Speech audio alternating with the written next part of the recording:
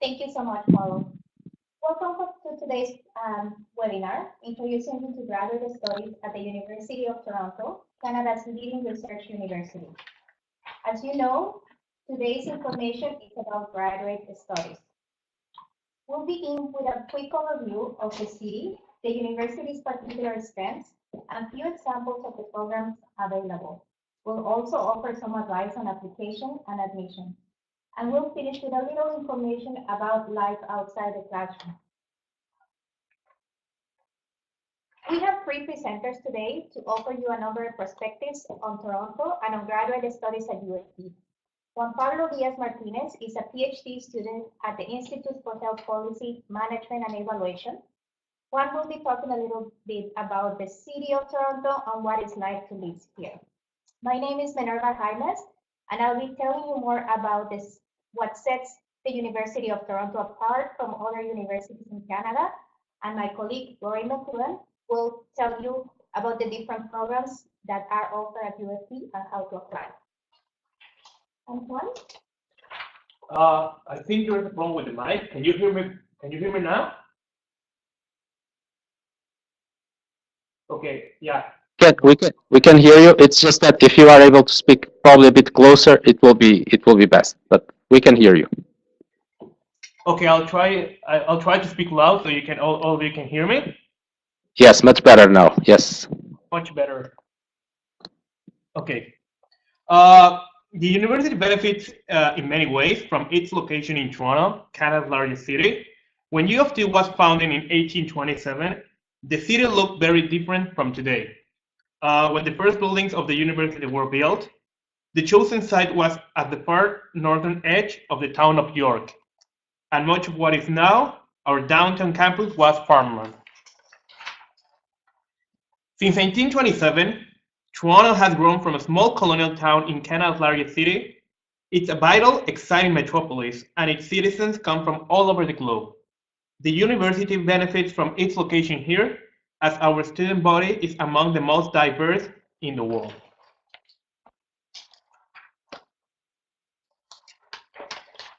Students benefit from the urban setting, only steps from campus. They enjoy theater, opera, concerts, and ballet, one of the world's leading film festivals, and food from any culture you can imagine. We won't lie, Toronto is an expensive place to live, but the benefits are enormous.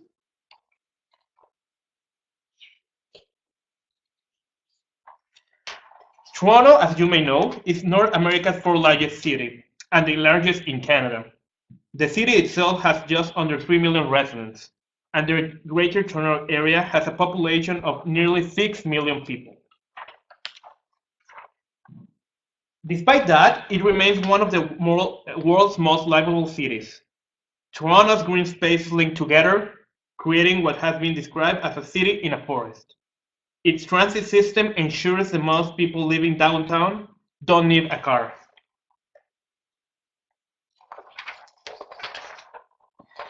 Toronto's multicultural population means you can find a cultural community, no matter where you're from. As an example, every time I'm walking around the city, I can hear a lot of people speaking Spanish. So you can understand how big is this city. More than 50% of its residents are from visible minority populations. The city takes this seriously. It offers services and resources in up to 160 languages, and is one of the most welcoming places in the world for the LGBTQ community, with one of the largest pride festivals in North America every summer.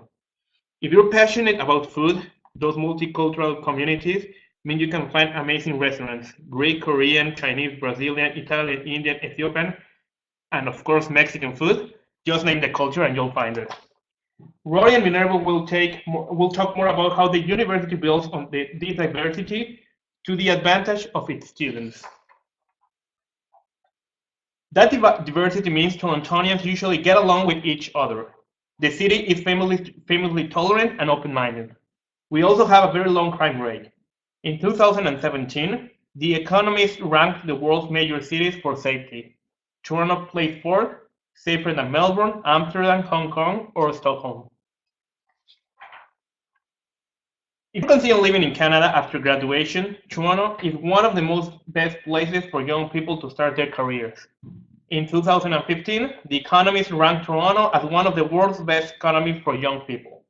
The city has a strongly diversified economy, as the headquarters for Canada's 5 largest banks, and is home to a thriving medical science industry, alongside arts, environmental design, fashion, film, and business services. Thank you so much, Juan. Let's take a look at how UFT measures up to other universities in Canada around the world. The University of Toronto is widely recognized as one of the world's greatest institutions in higher learning. While different university rankings can agree how good we are, they all recognize UFT as one of the top research institutions in the world and one of the very best public research universities. As you can see, respected university rankings have placed UFT consistently among the world's top research institutions over the past several years. But as a student, you might not be interested in overall numbers. You will want to know how UFT fits your needs. We'll look into few statistics, and then Rory will talk about campus resources.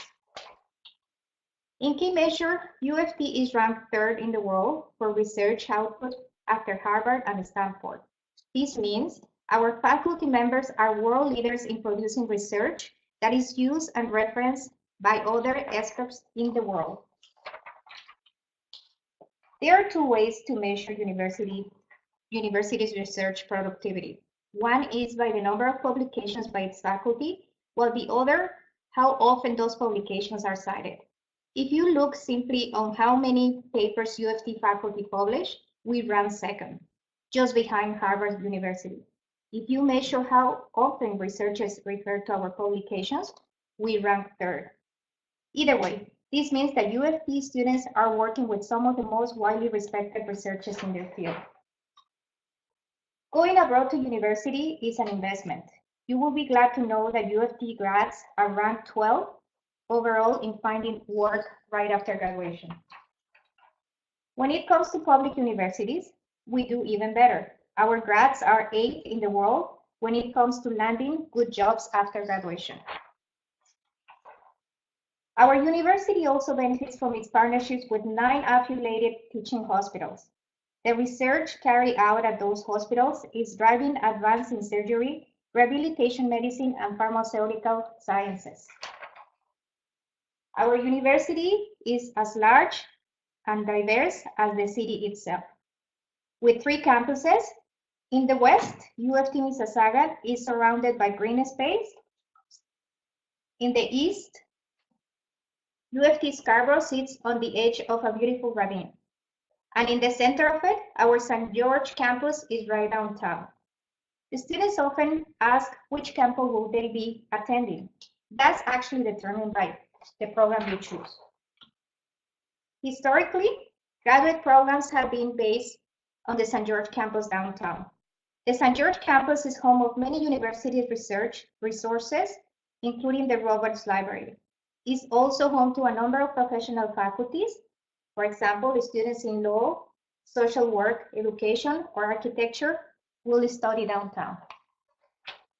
The students in the humanities and social sciences take their graduate courses at the downtown campus, but they might be teaching at UFT Scarborough or UFT Mississauga.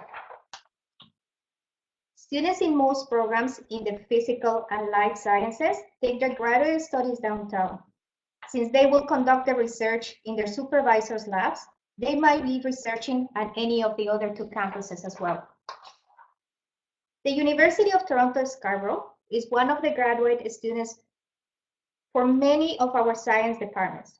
As they research in their supervisors' labs, the campus also hosts 3 graduate departments: environmental science, accounting and finance, and psychological clinical science. The Institute for Management and Innovation at UTM Mississauga is the main driver of graduate studies at UTM campus. IMI offers programs in sustainability, management, forensic accounting, management, and professional accounting. But that's not the whole story. The students in our space also study in our laboratories at the north of the city. Our astronomy students travel as far afield as Chile, Antarctica to observe their skies, while our chemistry students collect atmospheric samples in their high Arctic. Whether you are in a course-based master's program and opt to go on exchange, or you are a PhD student conducting field work on archival research overseas, your graduate degree at U of T can be truly a global experience. So the University of Toronto offers more than 280 graduate degree programs across 85 graduate departments. Just as important as that breadth of programs, though, is our focus on interdisciplinary research, as faculty members and students from separate programs work on projects that cut across disciplines. Regenerative medicine is just one example of this. Researchers at the Institute of Medical Science collaborate with the Rehabilitation Sciences Institute, the Department of Pharmaceutical Sciences, the Institute for Biomaterials and Biomedical Engineering to solve key medical questions and help patients recover from traumatic injury or illnesses. It's not surprising that many of our professors are cross-appointed to more than one program. For example, Professor Molly Chochet is in 4 separate graduate departments teaching students. We're also world leaders in the area of machine learning and artificial intelligence. And as a result of this, U of T graduates are some of the most sought after in the industry, with a number of highly placed executives at Google, Uber, Apple, Facebook, OpenAI, Samsung being U of T alumni. Professors in departments such as computer science and electrical and computer engineering and aerospace studies are teaching computers to teach themselves how to analyze big data, analyze the human genome, or fly drones in the Arctic to remote communities. In addition to the strengths of our faculty members, U of T benefits from our location.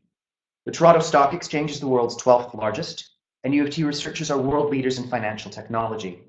This includes emerging fields such as cybersecurity for online transactions and analysis of big data. We also specialize in urban studies. People around the world look to the University of Toronto for thought leadership on how to improve and redesign cities. The Department of Geography and Planning is recognized globally for the work of its urban geographers, and their Master of Science in Planning is an extremely competitive program. We also have a long and outstanding record of global leadership in research and innovation in fields related to energy, environment, climate change, sustainability, clean technology, and biofuels. We're also a hub for advanced materials and manufacturing research, and we test new ideas that have the potential to boost productivity, save money, and reduce environmental impact. Our professors are also world leaders in advanced materials and manufacturing technology, with deep expertise in areas such as nanomaterials, robotics, and 3-dimensional printing. A university is only as good as its professors, but it's also only as good as its students. U of T is Canada's largest graduate school with over 18,000 graduate students, and more than 3,000 of those students are international. We'd like that proportion to be even higher. International students come to questions in the social sciences and humanities with very different perspectives than those of our Canadian students. And in all disciplines, the University of Toronto is actively building partnerships with universities around the world to collaborate on research projects and to share knowledge. So that's what international students have to offer the University of Toronto. But what do we have to offer you? Well, first and foremost, we have incredible research facilities across all disciplines, whether on campus, at remote sites, in collaboration with international institutions, or online. U of T faculty and students conduct research into particle physics at CERN on the French-Swiss border near Geneva. That's the facility that houses the Large Hadron Collider. Our library system is also the 3rd largest in North America, after Harvard and Yale. Our 43 libraries have more than 19.5 million physical holdings, so books, reports, maps, atlases, and over 5.8 million electronic holdings. As a result, our students have access to more and more up-to-date research publications than they would at any other school in Canada. U of T's highly ranked Department of Computer Science is justifiably famous, but the university also innovates in computing and other fields. The Faculty of Arts and Science founded CHAS, Computing in the Humanities and Social Sciences, back when the internet was still new. Its data center provides data analysis of statistical data provided by Statistics Canada, as well as services for analyzing stock market trading and online literature resources. In conjunction with our 9 partner hospitals, our Faculty of Medicine has research facilities that no other university in Canada can match. Just 2 examples. The Donnelly Centre for Cellular and Biomolecular Research, which opened in 2005, has long been a leader in gene sequencing, but they have even greater resources than that. The University of Toronto has access to enough genetic technology that even undergraduate students have the opportunity to use cutting-edge resources like CRISPR gene editing technology. In 2015, the Canadian government announced a grant of $114 million Canadian to help the university begin the Medicine by Design initiative to further the development of regenerative medicine, synthetic biology, and computational biology. That's pretty much the largest ever one-time university grant paid out to any university in Canada. And just as the Faculty of Medicine has launched projects and created centers for research over multiple disciplines, our scholars in the humanities and social sciences have built research collaborations in different areas, such as women and gender studies and comparative literature. So let's take a look at the 3 kinds of degrees that are offered at the graduate level at the University of Toronto. First, we have our professional master's degrees, such as the Master of Business Administration, Master of Engineering, Master of Social Work. They take between 1 and 3 years to complete. Some can be completed in as little as 8 months. They're usually course-based and prepare students for a career in a specific profession or to hold certain professional designations. Many of them include an internship, and it's important to note that most of these programs aren't funded. Students have to cover the cost of these programs themselves. There may be some entrance scholarships, but it's not like our research programs, which are largely funded. Let's move on to master's research programs. These are the Master of Arts, Master of Science, Master of Applied Science. They generally take 1 or 2 years to complete, sometimes stretching to 3, and they're intended to prepare students for a future in research, whether as academics or in industry.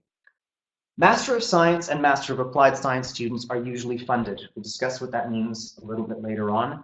Some MA programs are funded, but quite a lot are not. Finally, the big ones, and what we're most famous for, are doctoral programs. We are a research university, and so we put our resources into these research programs. The shortest doctoral program we have is the SJD in Law, which students are expected to complete in 3 years, but most programs are expected to last 4 or 5 years. It's important, especially for international students, to make sure they finish on time, because if you last longer than the expected funding package, you may have to find resources yourself. Direct entry is possible for some programs from undergraduate, but not all. But the averages required to enter directly from undergrad are significantly higher. Almost all doctoral students, not quite, but almost all, are funded for 3 to 5 years of their program. We also have something called collaborative specializations that most other universities don't have. These are not degree programs. You have to be in a degree program to participate in a collaborative specialization. But it's a collaborative joint research course with multiple departments participating. Students take the introductory seminar to their specialization with students from all sorts of other departments, and then go on to do their research in the area of the specialization. Just as an example, addiction studies has participants from community health, criminology, information, medical science, nursing, pharmaceutical sciences, social work, and some other programs that I couldn't fit on the slide. So at the outset, students from all those different backgrounds will be comparing their ideas and tackling the problem of drug addiction from those different perspectives. So things to remember as far as looking at programs at U of T. The university is very decentralized. Those 280 degree programs are offered in 85 different graduate units. We call them graduate units because they may be a department, a center, a school, or an institute. And often students focus in on one of those departments and miss a program that's actually a better fit for them, often another department. So make sure you look broadly at all the programs offered to see what's the best fit for you. But it's also important to remember that the admissions decisions are made in those individual graduate units. The School of Graduate Studies will set minimum requirements, but those units may have higher requirements of their own. Review your program choice very carefully. Is it right for you? Review admission requirements as well. Do you meet the department's admission requirements as well as the school-wide requirements? Remember also that admission is competitive. It's not just a question of how good you are, it's also a question of how good the other applicants are in the year that you apply. Start early on your application. Give yourself and your referees time to prepare a good application and good references. And then, as I said, admissions decisions are made at the level of the individual graduate unit. So when in doubt, contact those graduate units directly if you have questions. So the admissions requirements for general admission are set by the School of Graduate Studies. Individual programs may have more stringent standards. We ask Canadian students to have an average of a mid-B in the last year of their undergraduate program to be admitted to master's programs. And we provide an online tool on the School of Graduate Studies website so you can compare the standards in whatever country you're in, whether it's Mexico, Brazil, Colombia, wherever, to compare those marking scales to the Canadian marking scale to see if you meet the minimum requirements. For admission to a PhD program, students are usually expected to have a B+ average over the course of their master's degree. And if a student is seeking direct admission from undergraduate into the PhD, they need the equivalent of an A- average in their final year. And I have to say again, remember that meeting the minimum requirements doesn't necessarily mean you're competitive. All students coming from Latin America would need to submit IELTS or TOEFL scores, and each application has a requirement for at least 2 reference letters. Some departments also have additional standardized tests. Some departments use the GRE exam as a test to help them compare international students. Check and make sure whether or not your program requires that. Many programs, especially at the doctoral level, will require a fairly detailed research proposal so they know what you'll work on for your thesis. And a number of programs, almost all our research-based programs, require a supervisor from you at some point in the program. So you have to find a faculty member willing to supervise your research. Some programs make that a requirement for admission. If you're applying to one of those programs, it's important to start early contacting prospective supervisors. And I'll tell you a bit more about that in just a minute. So once you've made sure that you meet those requirements, if you need to have a supervisor, you're in touch with one, the application process is almost entirely online. There's an application fee of $120 for most programs. Some programs, like architecture, charge an additional fee for submission of portfolio materials. But for the most part, your supporting documents all get uploaded online. Also, make sure that you apply with plenty of time. We're contacted quite regularly the day after application deadlines with students who've missed the deadline and want to know whether their application will be considered. That's up to the individual graduate unit to decide, but if they have 2,500 qualified applicants, they're not really likely to look at someone whose application is late. Let's talk a little bit about finding a supervisor. So, as I've said, some MSc, MASc, and PhD programs require applicants to have a supervisor at the time of application. Even if you're applying to a program that doesn't require a supervisor for admission, so let's say you want to do a PhD in English, it's really good to be in touch with suitable faculty members beforehand. The person you wish to work with may have too many supervisees, may not be able to take on new students, and if you're coming to U of T to work with a particular person, that can be a huge disappointment. Research matters. If you're going to reach out to a professor, you need to make sure that you're actually a good fit for the work that they're doing. Check their faculty biographies online. Try to read some of their research to see what they're working on, and make sure you understand the process that the program uses for assigning a supervisor. In history, for example, students may choose a supervisor after they've done their coursework. But if you're going into biomaterials and biomedical engineering, you don't want to apply unless you have a supervisor pretty much lined up. Let's take a look at some screenshots from the Department of Molecular Genetics, just to give you a sense of how to go about finding a supervisor. Some departments are really good and actually list their faculty members by research areas. Molecular Genetics has just opted for the standard of listing them by alphabetical order. So let's see what happens if you click on the website for Charlie Boone. On the Department of Molecular Genetics website, it's a little hard for you to read maybe, but at the top, you've got his contact information and a link to his lab's website. He gives overview for keywords of research, explains where he did his education, and at the bottom, he actually says that he's currently accepting prospective students for next year. That's highlighted in yellow. Not all departments provide that information, but it's really useful when they do. Even if it says, though, that Charles Boone is accepting supervisees for next year, you want to go to his lab's website. So let's see what happens when you click on that. On his website, which has a cheery yellow submarine theme, and I hope we won't owe the Beatles royalties for this, he has information about the lab overall. The one I've clicked on is open positions. That's the second option at the top. And this lab in particular is looking for graduate students who want to do computational analysis of functional genomics data from yeast fungus. If you don't know anything about genetics, if you don't know anything about yeast, and if you don't know anything about computational genomics, you probably shouldn't apply. All right, let's talk a little bit before we wrap up about funding. As I said at the start, professional master's programs are not funded. Master of Engineering, most of our business programs, Master of Global Affairs, they're excellent programs. They train students for careers, but you have to find a way to pay for it yourself. Look into government scholarships, loans, or other funding options. MA programs may or may not be funded. Check your department's website very carefully to find out what arrangements they make. I'm going to put MSc, MASc, and PhD applications together. Students in these programs are usually funded to a reasonable degree. That means that the university covers tuition plus at least $15,000 a year to live on. That's not a huge amount in a city like Toronto, but you can get by.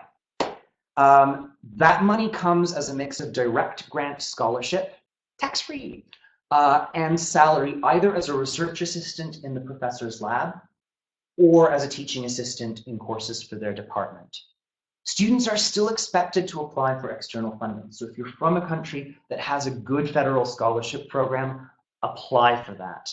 There's also a limited number of scholarships available from the government of the province of Ontario and from the government of Canada for international students. But I have to emphasize those Canada-wide graduate scholarships for international students, hugely competitive, very difficult to get.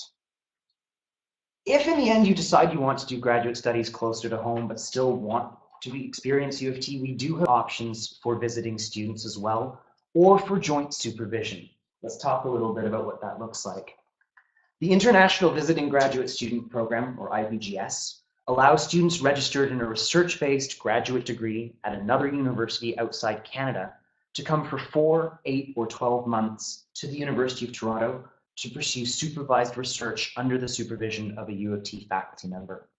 Students don't pay tuition here, but they do pay campus fees. That adds up to about $2,500 for a full year. But that gives you access not only to the supervisor and their advice, wisdom, etc. It also gives you access to campus facilities like libraries, fitness center, health center, and so on. Just as an example, Fabio was one of our visiting students. He's doing his PhD in dentistry in Brazil, but he came for 8 months to Toronto because we had access to specialized equipment and resources that he needed for his thesis research.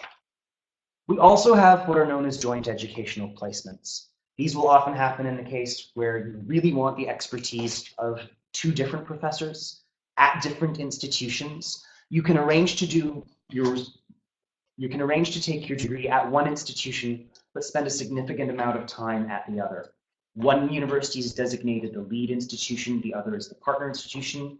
You only get 1 degree out of it, but you get a notation that the degree was earned from both universities. We're just going to skip over the next slide because that's repeating it. And we're going to skip the next slide.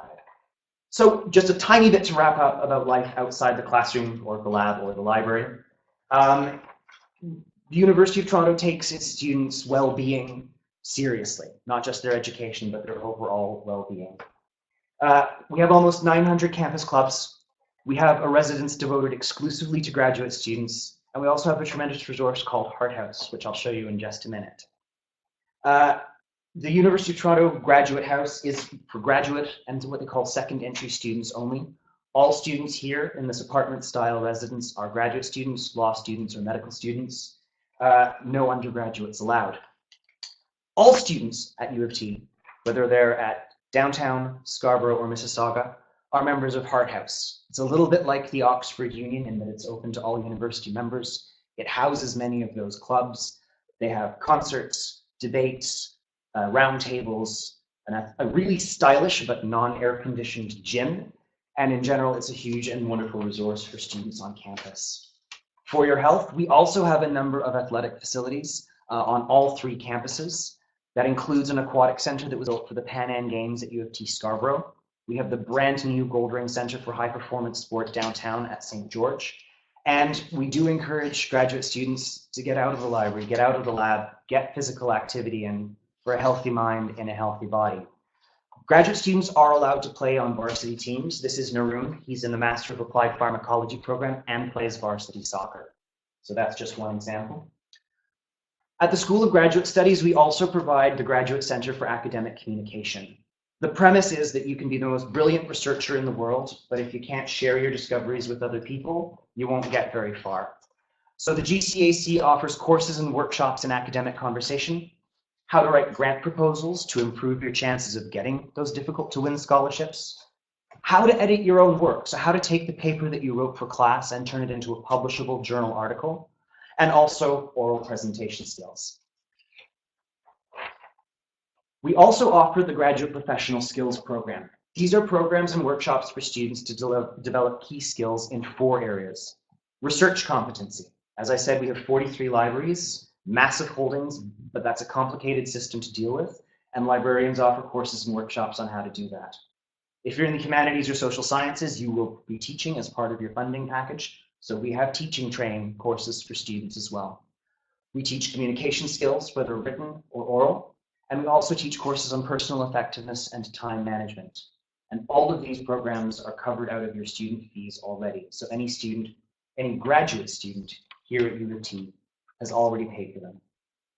The goal, of course, is to get you into this picture that you see now. This is Convocation Hall at one of our graduation ceremonies, and you can see on the right in the black and red, those are our brand new PhDs. So we hope that someday some of you will be in that crowd. Now is the time to break to ask questions and answers. We're going to try to go back through the questions in the chat and get to as many questions as we can. So thank you so much, Rory, Minerva, for the presentation. As Rory just mentioned, so for those of you that have questions, you can write them down now on the chat box, and our presenters will browse through the questions and answer the ones that they are able to answer in a live webinar. We will have 30 minutes for this section, so I will ask that Rory and Minerva manage the questions as you find best, and take it from here. Thank you. Okay, the first substantive question from Andres is whether the University of Toronto has a master's degree in analytics or data.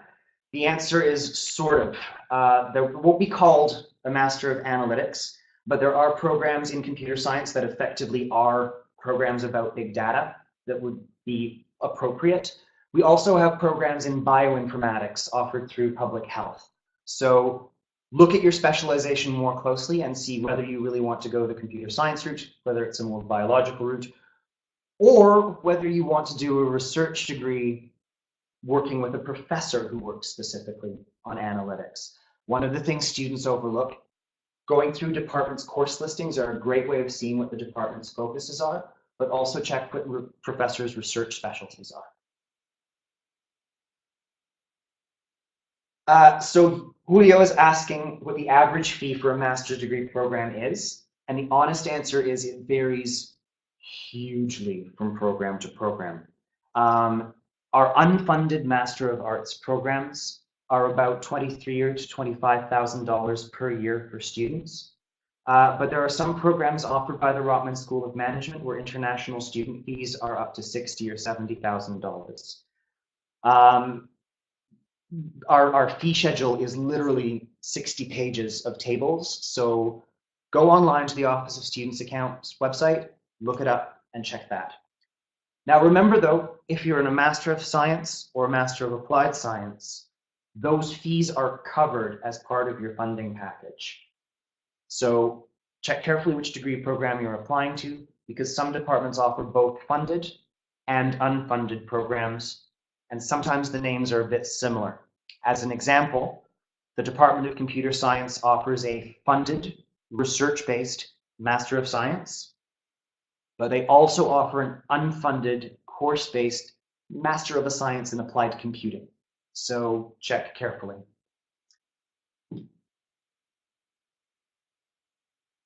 Hi, Samantha, you want to continue your undergraduate law studies. I'm afraid we're not able to help on that question. Law is considered what's called a second entry program, not a graduate program. If you write to the Faculty of Law admissions email account, they'll be able to help you. Luis Jimenez wants to know if all the master's degree programs are full-time. That gets tricky. Usually, for international students, you want to do your program full-time to finish as fast as possible. We don't recommend part-time study for international students. Aha! The minimum TOEFL score required for a master's degree. The minimum TOEFL score required is 93, with a score of no less than 22 in writing and speaking. For IELTS, the score required is a 7 overall as the minimum, with no individual band lower than 6.5. And Renata is asking whether the Master of Science in Sustainability Management gives full scholarships for international students. That's one of our professional master's programs. They have some small admission scholarships, but for the most part, students cover the costs out of pocket. Diego wants to homologate his profession. If you want to work in Canada and have degree equivalency assessed, we don't do that. There are a number of services that will do that for a fee. There's the comparative education service offered through our School of Continuing Studies, or World Education Services can offer those assessments. Maria asks an excellent question about whether or not this presentation will cover postdoctoral fellowships. Unfortunately not. We don't have the time or resources to cover those. If you write to sgs.postdoc@utoronto.ca, our postdoctoral administrative officer can give you information on that.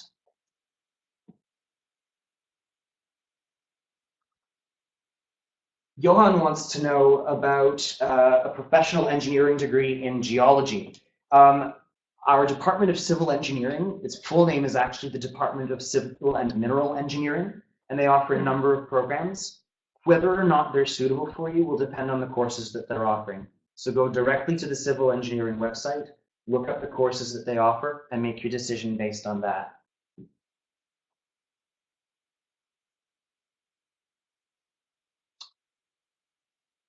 Juliana wants to know about application tips for genetics. Sure. We actually have a couple of master's programs specifically in molecular genetics. One is the fundamental genetics program and one is applied. The applied program is course-based. It's a less expensive professional degree. But if you want to apply to the research program, my best advice is locate an appropriate supervisor who's taking students. You may also find that geneticists don't always work in the Department of Molecular Genetics. The Faculty of Medicine is incredibly complicated. So there's a department devoted entirely to genetics, but there are also genetic researchers working in other departments, such as the Institute of Medical Science. The Institute of Medical Science is an absolutely massive department, but they have a really user-friendly online tool. If you Google it, IMS Find a Supervisor, they have a tool that lets you click through different areas of interest and provides you with a list of potential supervisors that you can then go through. Robert wants to ask whether physical TOEFL scores have to be received by the department before the deadline. How long does it usually take? The answer is we don't accept physical TOEFL score reports. We want electronic reporting only. We run a download once a week that takes all scores that ETS has released to us. Depending on how your test center speaks to ETS head office, and when we run the download, it can take up to 2 to 3 weeks for those scores to be released to us. Yes, have the scores in before the deadline. If you anticipate any trouble doing so, contact the department you're applying to directly. Monica wants to know what I mean by a course-based master's. Not a bad question. Most of our research-based master's programs have students usually take 2 years to finish. They do 1 year of coursework in graduate seminars. It's a lot like senior undergraduate courses, but obviously more advanced. And then they produce a research thesis. For a course-based program, it's coursework only. Students will usually take between 8 and 10 half-year courses in the course of the year, but that's going to vary enormously from program to program. Franco wants to know what the cost of is to study a PhD degree at the University for International Students. The short answer is that tuition is $8,500 a year. As we stated in the presentation, though, PhD students in almost all doctoral programs receive funding from the university for 3 to 5 years in order to do their program. So the university puts together a funding package combined of scholarships and then income either as a teaching assistant or research assistant. And they've undertaken that that will not amount to less than tuition plus $15,000 a year to cover living expenses. If you take longer to complete the doctoral program than expected, then the tuition becomes much more relevant because you have to find a way to pay it without a funding package.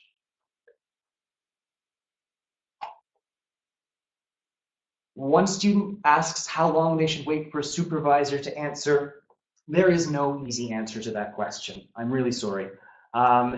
If you have a couple of prospective supervisors in mind, send the first one an email. Wait a week. If you haven't heard, send a reminder. If you still don't hear back, move on to supervisor 2. Cristobal would like to know about chemistry at the University of Toronto. I'm not sure what you'd like to know. We have a very large chemistry department, an extremely large chemical engineering and applied chemistry department, but I need a more specific question than that, Cristobal. I can't just answer that. Hi, Marisol, asking us about whether PhDs in education are fully funded. Yes.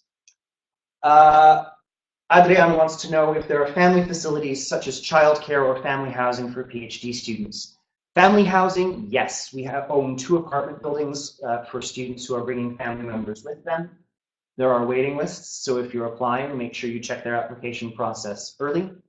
There is an on-campus daycare center, but the waiting list for that is very long. So if you're considering coming and bringing children, we recommend that you contact our family care office. We have a dedicated family care office that offers support for students looking for childcare options off campus. David Wong wants to know if it's mandatory to contact faculty members in advance. He's applying to the MSc in computer science. Off the top of my head, I don't know at what stage in the application process computer science wants you to find a supervisor, but they definitely expect their Masters of Science students to have a supervisor by the time they start their program. Check the department website. Note also that, as I said, the Department of Computer Science has a Master of Science in Applied Computing. It's course-based and has no supervisory requirement at all.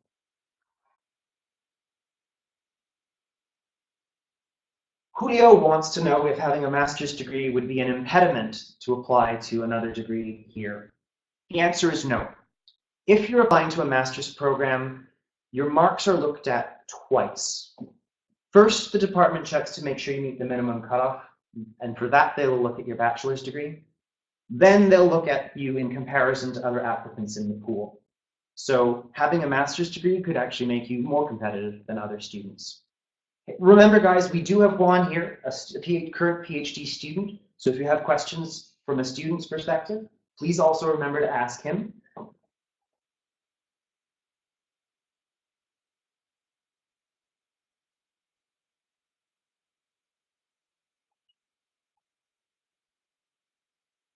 Luis wants to know how the university helps students get internships in programs that have internships. Answer, it varies from program to program. Most of those programs have a list of industry partners, and they help put students in contact with human resources in those companies, but it's up to students to apply for the positions, apply well, do well at interview, and secure the position.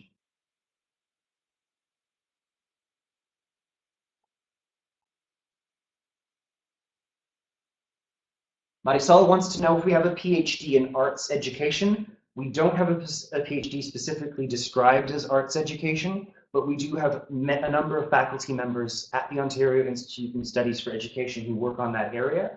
So take a look for suitable faculty members and see if the department they're in is a good fit for you.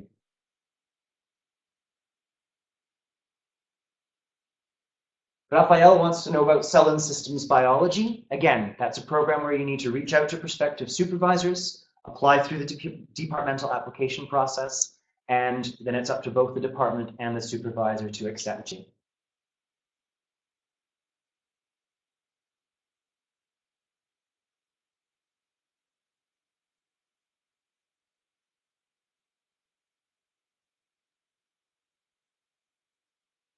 So Johan wants to know if we'll accept other forms of English language training. The short answer is no. We accept TOEFL, we accept IELTS.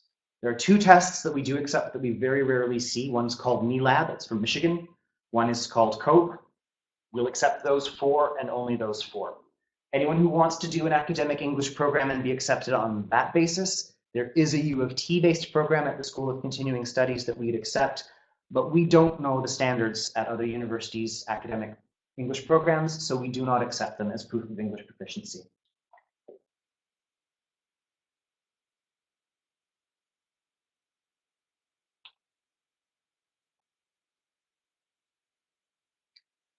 Adrian wants to know if the presentation will be available on YouTube. Yes, it will. CALDO will be posting this later.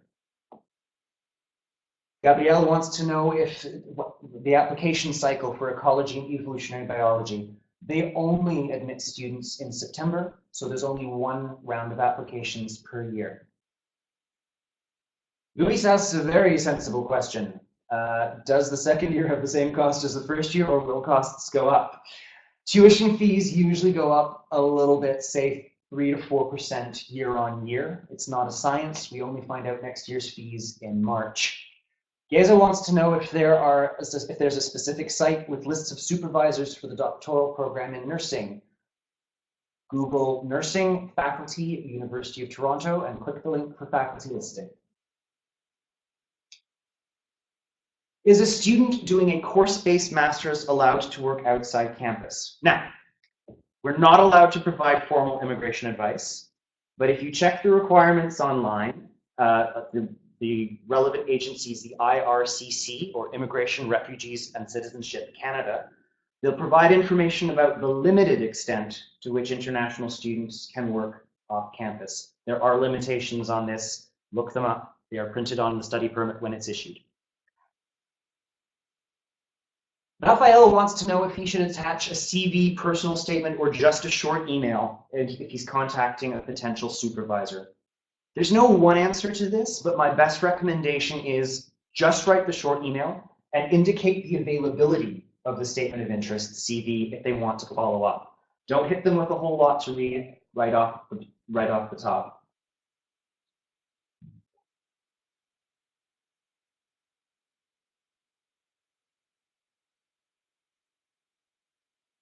Regina wants to know if we have a master's program in development communication. The answer is no.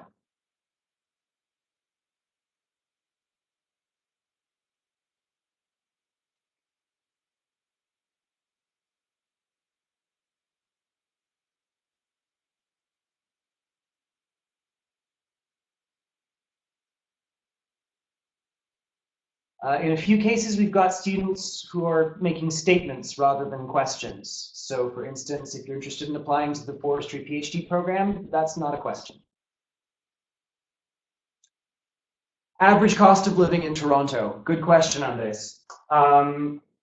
If you're sharing accommodation, I strongly recommend that for students. A studio apartment, if you're lucky, starts at around $900 a month.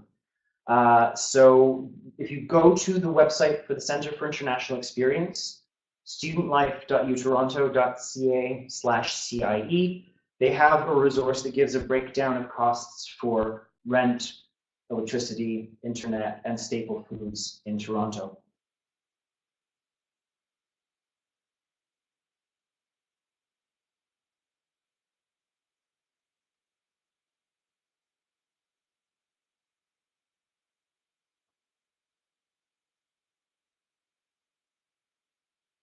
For Zaira, is there a research-based Masters of Public Health? There's a research component to it, but it is primarily course-based. Are you interested in doing a PhD in public health? Because we offer that as well, all research-based. If you have basic questions about admission, I really strongly urge you to contact the department you're applying to rather than the School of Graduate Studies. As we said, admissions requirements, deadlines, and program structures vary enormously from program to program. So if you email us, we'll very likely redirect you to the program you wish to apply to. If you have just general questions about application to the University of Toronto, the appropriate email is admissions.sgs@utoronto.ca, or to contact CALDO. I think that's going to be all the questions we have time for, unless there's something really urgent. CALDO, what do you think? So, Rory, if you're still available to answer some more questions, we can keep it going until 4, or else you can write down your email on the chat box if you prefer to receive additional questions by email, which is also fine. Everyone that has attended the presentation and that has registered will receive the YouTube video afterwards and the contact information. So obviously this doesn't stop here. So you are able to ask additional questions to either CALDO or directly to the University of Toronto, to our presenters, and hopefully have your doubts cleared so that you're able to apply or at least make an informed decision. So when I said write your email, actually I was referring to the University of Toronto. As you can see, the email is online, is on the slide. So all of your emails, I have them through the registration, so you don't need to write them actually. So the participants, we have all of your email information, and we will also share that with the university afterwards. So if you want to wrap it up, that's okay. So I did see one question I would like to answer. One student was asking if they can study here on a visitor visa. The answer is no. Once they have an offer of admission, they'd apply for a study permit. Okay, and that's another doubt that was clarified, which is great. So thank you all for taking the time to be with us today. Thank you so much to the Toronto team for putting up this presentation. It's very good to have the opportunity to interact with prospective candidates this way. For those of you that eventually have interest in knowing more about other CALDO universities, check out the CALDO YouTube. Everything is being posted there. This presentation will be there very shortly. So thank you so much. And next week we have another 2 webinars with Dalhousie University and the University of Waterloo. So if you're interested, register and make sure that you log in time for the videos. So thank you so much to everyone, and enjoy the rest of the week. Thanks very much, Paulo. Take care. Thank you, Paulo. Thank you, guys. Bye.